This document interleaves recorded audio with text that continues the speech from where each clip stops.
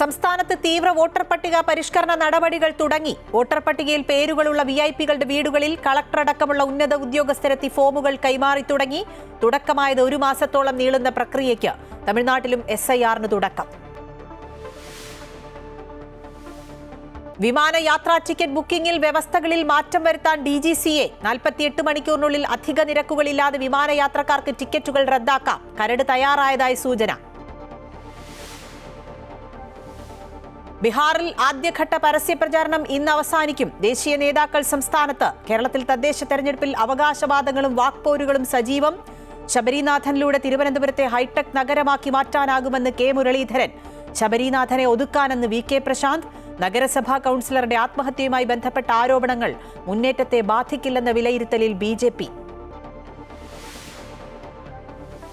വർക്കലയിൽ ട്രെയിനിലെ ആക്രമണത്തിൽ പരിക്കേറ്റ ശ്രീകുട്ടിയുടെ ആരോഗ്യനില മാറ്റമില്ല. പ്രതി സുരേഷ് കുമാറിനെതിരെ വധശ്രമത്തിന് കേസെടുത്ത് റെയിൽവേ പോലീസ്. കോയമ്പത്തൂരിൽ കോളേജ് വിദ്യാർത്ഥിനിയെ തട്ടിക്കൊണ്ടുപോയി ബലാത്സംഗം ചെയ്ത കേസിൽ 3 പേർ അറസ്റ്റിൽ. പ്രതികളെ പിടികൂടിയത് വെടിവെച്ചു വീഴ്ത്തി. തിരുവല്ലയിൽ യുവതിയെ തീ കൊളുത്തി കൊന്ന കേസിൽ ശിക്ഷാവിധി മറ്റന്നാൾ. പ്രതി അജിൻ റജി മാത്യു കുറ്റക്കാരനെന്ന് കോടതി.